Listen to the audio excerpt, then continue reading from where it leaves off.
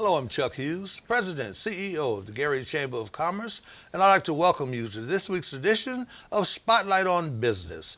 And today, our spotlight shines on Matt Doyle. Matt is the president and CEO of Methodist Hospitals. Matt, welcome to the program. Well, thanks, Chuck. You know, Methodist has been an institution in this community for a long time chamber member, a staple of the Gary community. Just tell us briefly, how do you feel about that, and how do you feel about Methodist's role in the community? Well, Chuck, thanks. Very, very important Methodist role within the community. I want to highlight the fact that coming up in 2023 will be 100 years of service. Wow. 100 years of service in the Gary community, serving all of Northwest Indiana. So we're extremely proud of that, proud of the city, and proud of the communities that we serve. So. Well, Matt, I would only hope that once the big celebration takes place, that the chamber will be a part of it. Because, listen, if you're having a centennial celebration, no doubt it's going to be something to remember. Yeah, we're going to make it extremely special. We don't have plans yet for it, but it will be. You guys will be first to know when those come out, and it's going to be something everybody will remember. Hey, listen, we know the essential services that a hospital does, particularly Methodist. We know that you treat patients, you provide services, you work with people, you work with families, and all these kinds of things. But from a perspective that I'm coming from, being the president and CEO of the Chamber of Commerce, you guys have been a great corporate community citizen. How important is that in the midst of all of the other functions that you serve? Well, this has been an extremely challenging year and a half, right? And I think there are a couple things. One, I think it's highlighted what healthcare means and how we serve the community. Really want to get that point across that, Methodist is here to serve. And we can serve the chamber. You do. By certainly being a good corporate citizen, as you mentioned, and doing our part. I think we want to promote business within the Gary community, and whatever you guys need, I think we'll be there to assist. We're here to serve the community by trying to keep the community healthy. Right. You know, as a personal aside, though, what I really admire about Methodist and its continued leadership is the fact that you have two locations, but there's not a scarcity of a presence of Methodists in the city of Gary. I see you collaborating with other agencies. I see events, vendor fairs. I see all kind of medical programs. Methodist has really made a sustained effort and a targeted effort to be a part of the Gary community, and I think people recognize that. Well, as I mentioned, we're coming up on 100 years, and we want to plan for the next 100 years. Absolutely. So we certainly are committed to that. One theme I want to get across is we're one Methodist. So we may have two locations, but we really, from a culture standpoint, we are one Methodist, and we act in that way.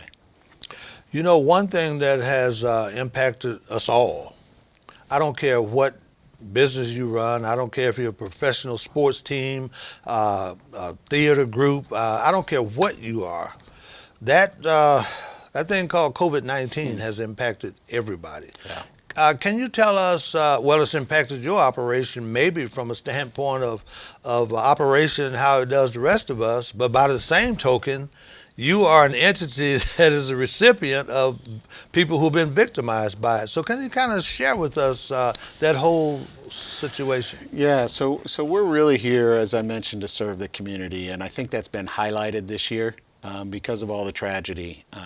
But we have to remember all the success that's also come out of this. During these difficult times, I think humanity has come together.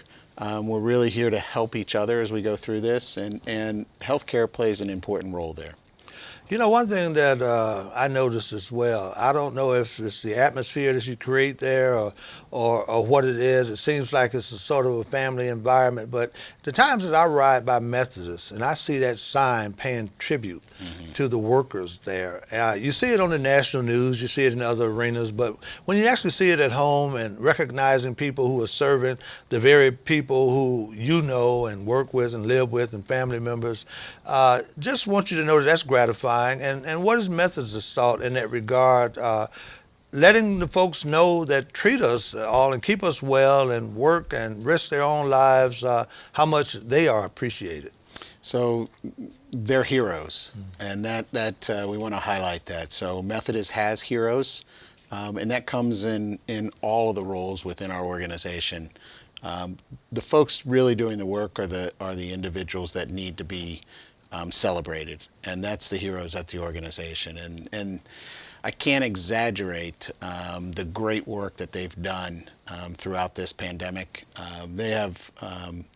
I'm just so proud to be associated with the organization because of the folks that work there. Matt, there's a special determination that these folks have. How do they stay engaged? I mean, when you know the damage that this pandemic, this virus can cause, but these people still go about their business. How do they have this dedication of duty? Yeah, it's in their core, right? I mean, it has to be in their core to be able to do that, because we're asking them to do things that are above and beyond what you would ask most folks. And every day they come in and do and just continue to do it. But it's a purpose, right? I think they are here to serve, and they have a purpose in what they're doing, and they do a great job.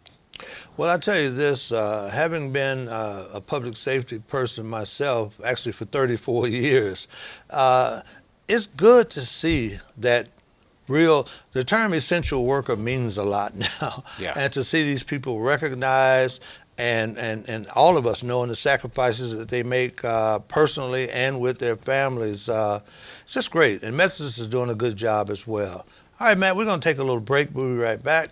My guest is the President and CEO of Methodist Hospitals, Matt Doyle. We will be back in a moment.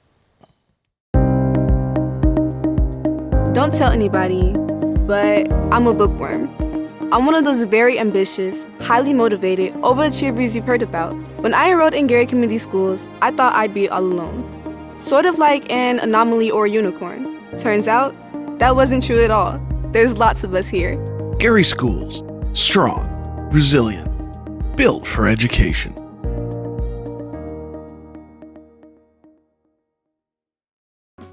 Hi, I'm Chelsea Whittington, host of A Day in the District. Make sure you tune in to our next episode right here on WSTG-TV.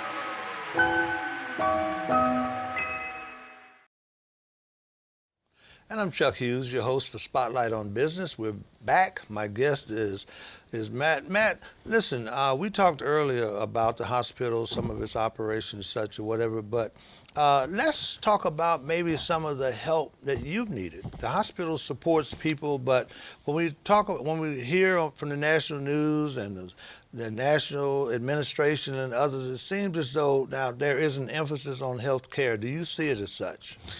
Yeah, at the beginning of this last year, so we go back to last March, certainly there was so much uncertainty. We talked about the heroic effort of our teams, our caregivers here at the hospital, but the community stepped up as well. So there were just a number of donations made, a number of donations for what's referred to as PPE, personal protective equipment, that is so essential for our teams. And then donations in food and other resources for our staff. There were just countless times where lunches and dinners and overnight dinners were provided. We'd have staff that would be working 24 hours, and so it was just very important for that support from the community, and they stepped up. Just eternally grateful for the response that we got from the community. Well, adversity tends to do that.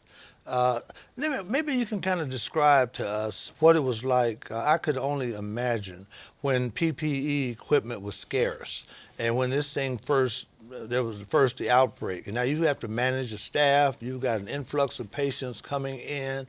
What were your thoughts at that time? What were you thinking in terms of how we're going to manage all of this? Yeah. So it was certainly challenging times. At that moment, items such as PPE, which we took for granted, everyday type of items to take care of patients and to protect our staff, items that are, let's say a nickel a piece, became the most essential items that we could get. And so we'd have to scour everywhere to try to make sure that we secured them. Very proud to say that we never had an issue in being able to supply PPE, but there were a lot of hours that went into ensuring that preparation. So, I think the best testament to the job that you're doing is, by all standards, everyone had nothing to talk about relative to whether Methodist was meeting their needs or not. And so that has to have been very satisfying to you and the staff. Yeah, I think we took the mantra, we're going to be here every day. Let's come in the morning, get our stuff prepared and organized and ready, take care of the community. And we just did that each and every day. You take one step forward, and then you can start to see light as you move ahead. When it's been advised to everyone, get the shot. I mean, there are commercials, there are personalities, everybody's urging to take the shot, and I did so. Methodists seem to have had just a beautiful setup in terms of the entire process. I mean, it was fluid, and I think that's probably been the case for almost anybody that's gone there. So what took place, or what was the process of trying to line that up, and what is your thoughts in terms of how efficient it has been? We started working in the summer. Before vaccines were really, obviously were available, we started to prepare in the summer for what would occur when the vaccines became available. We started to work with the state. I will give a lot of credit to the state of Indiana in really preparing with us. But we were able to set up 3 different vaccine centers. We opened on day one that we could give the vaccines, which were December 16th, and we've provided over 45,000 vaccinations to folks in Northwest Indiana. Wow. And we're very proud of that. We think that vaccination saves lives, and our motto is don't hesitate to vaccinate. It's that important. You hear nationally that because of the Johnson & Johnson situation, some people are starting to have a little reluctancy or whatever, but I think what you just said, it reiterates how important it is, and that's the kind of message that we want to send as well. Is there anything that you'd like to see the community groups, others do in order to try to help foster that message and keep it out there? Yeah, just be really positive about the vaccine. Again, we don't want any hesitation in the ability to vaccinate. Also, just be engaged, be informative, positive about the vaccine. We want to promote that in as many ways as possible. And at this point, we're coming up with ways where we'll come to you to provide the vaccine. We're doing that with our home health patients, with patients that come into the emergency department. We're asking them if they want a vaccine, and patients that are discharged from the hospitals. But we're going to soon spread out into the community in many different ways and provide vaccines where people are located at. Right. It seems like a lot of the nation is governed by the CDC guidelines and such or whatever, but do those seem to coincide with what in the medical profession you guys see? Is that how you monitor it as well? And what do you think of the progress to this point? Yeah, we do follow CDC guidelines. We have checkpoints, wellness checkpoints for everybody coming into our organization. We take that very seriously. We want to make sure that our team members are protected and the people they're working with are protected. And so that we do follow all those guidelines. We monitor on a daily basis because they are being updated as we go forward. And the more vaccines that we can get out into the public, I think the faster that we'll get back to this, quote, normal state. Well, we certainly want to see what that is, because I think we can all hearken back and remember what normal was. I think programs like this are important because when people in your position tell folks the importance and what you're doing as an institution, you're not just administering the shot. You're giving guidance, instruction. You're keeping people well, and that's what we're talking about. And we're going to have more to share in a moment. Again, Matt Doyle, President and CEO of Methodist Hospital, my guest. We'll be back with more comments. When I told my friends I wanted to become an astronaut, they laughed and called me a space cadet. Fortunately, my parents took me seriously. They enrolled me in Gary Community Schools where I had STEM summer camp, dual credit classes, and certified teachers. Now, I'm a Lilly Scholar and my folks are all over the moon. Gary Schools. Strong, resilient, built for education.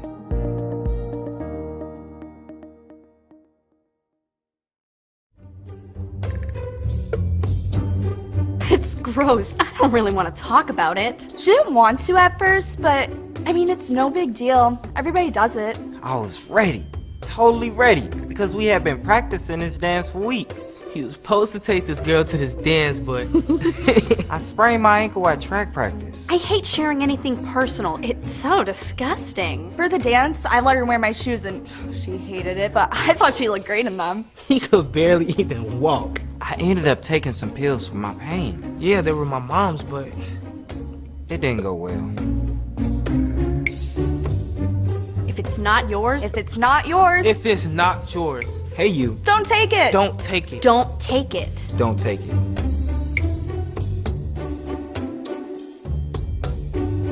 You won't believe what happened next.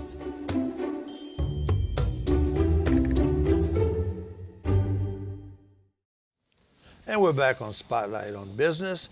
Matt, I tell you, you've provided a whole lot of information for our audience so far. Let me ask you this. What is your contingency as it relates to, one time that we say, well, it's down, the other time we're worried, we're in a safe area, we can open up, we can't open up. Is that something that kind of keeps you guys going? Yeah, so there's been ups and downs throughout this, right? We began March 13th of last year with the federal order, and at that point we started with daily leadership calls. So at 8 a.m. every single day, 7 days a week, we do a daily leadership call. That leadership call helps us be prepared and organized for what we need to do, not only that day, but then days out. And so as the ebbs and flows of the virus have come along, we've been consistent in our preparation. And I think that's assisted us in being organized. Now, here in Northwest Indiana, and Methodist serves a large segment of the community. You get patients and people from all over the place. What is your sense of how people are reacting to this virus, generally speaking? Of course, not every individual case, but Northwest Indiana, how do you think people are generally responding? And I think that will help us in terms of imparting these kind of messages and you being in a position to do the things that you have to do to keep it under control. Yeah, so we want to make sure that people take it seriously, right? Mm-hmm. That's from the beginning, that's been my concern and our organization's concern in making sure that people adhere to the guidelines that are out there. If you're responsible and do that, then you shouldn't have any issue. And then the most important thing now, obviously, is make sure you get your vaccine. If we can do masking, social distancing, washing of hands, and then take our vaccines, we'll be able to get back to that normal state much sooner. You know, the President of the United States, Joe Biden, he's always talking about wear your mask, adhere to all of the guidelines. How do you feel having the President when he suggests that one of his priorities is getting rid of this virus? I mean, that's clearly one of your priorities as well. So having those two views in concert with the federal government and with the organization that you're running, how does he make that feel? Yeah, so we feel very supported in that way, and and vice versa, we want to support the mission that the federal government has as well, which is to keep people safe. So we're certainly supportive of that, and it makes I think when things are working together, things work better. And so we're starting to see that partnership. FEMA's come into Gary and is assisting with a mass vaccination site. So there's a lot of coordination going on between the federal government, the state of Indiana, and then local institutions such as ourselves. Well, I think that makes us all feel more assured that we have Methodists in our backyard and you guys are doing what you are doing. Now let's go pre-pandemic, because that's where I was enamored with Methodists. It seems as though every other week I was being invited to a new wing being established, or a build on here, or a certain kind of treatment center there, or whatever. Has this state now, or how has this impacted that? And in the future, do you guys have plans to still do those innovative things that you were doing in the past? Yes, thanks, Chuck, for that question. And absolutely. So we have had some pause on different things because priorities have adjusted in ensuring that we take care of the community during the pandemic. But as we start to move through that process, we are looking forward and we're looking at all the things that we want to get accomplished. So we're ready to make major investment. We want to really promote our organization and the communities that we serve, and there'll be some exciting things coming up very shortly with new activities throughout our organization. Well, Matt, from a Chamber of Commerce perspective, that just warms my heart, because when we think about the Hard Rock Casino that we have here now, and before, when I was spotlighting progress and shovels being turned and new developments taking place, essentially it was mostly Methodist. And that's a good thing, because I think now we're in a community where we're starting to see progress and development all over the place, and that goes back to what we talked about in terms of being a part of the community, within the community, and serving the community. And so when you see the progress that's taking place downtown Broadway, Housing Authority, those kinds of things, how does that fit into your vision of Methodist and what you guys plan to do? So we need a strong community for us to be successful, and that community, certainly business community, needs to be a successful entity for us. So we're excited about what we're seeing within the city of Gary. It seems like something new is now occurring almost every day, and that will make Methodist a stronger organization. We'll be able to serve more folks, serve more businesses within that, and then we'll be able to partner more and see where we can fit in to assist the business community in our own way. You know, people often are not really privy to the history of Methodist. I know, being a retired fire official, I remember when the ENT program was established. That was through Methodist. I realized that a lot of our employees were employed there. Methodist has really been great in the community. And Matt, I think that through this interview, you have shared with our audience some of the greatness of Methodist, and we're just happy to have you as a citizen and a corporate citizen in this community. And so I really want to thank you again for agreeing to appear on the program. Methodists certainly keep up the good work, and we all feel safer and more secure knowing that you're here. So that'll do it then, folks, for this week's edition of Spotlight. I'm your host, Chuck Hughes, saying please join us next time.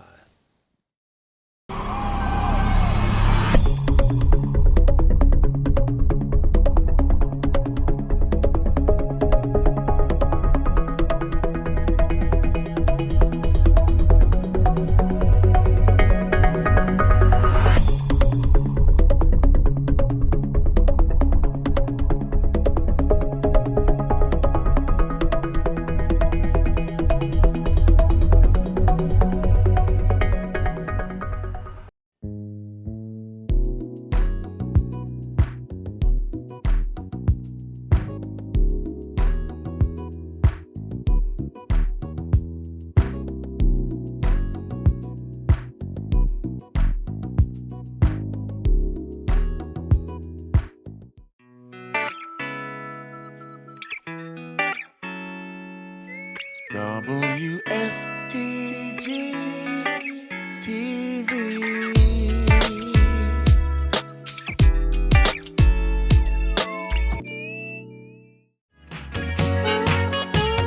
Hello, my name is Dr. Paige McNulty. I'm the manager for the Gary Community School Corporation, and I am pleased to be joined today with the Jackson 5 family members, Tito and Marlon Jackson. Hi, how are you? Thanks for being here today. Not only are we members of the world-famous Jackson 5, but we are proud products of the Gary schools. Growing up in Gary, our school system afforded great opportunities from academics to extracurricular activities. And today is no different. This is why we encourage you to enroll your child in the Gary schools today. For more information, please call 219-881-5466 or visit garyschools.org. And please remember, enroll in Gary Schools today. Yes, right. Definitely enroll. Gary Schools. Strong, resilient. Built for education.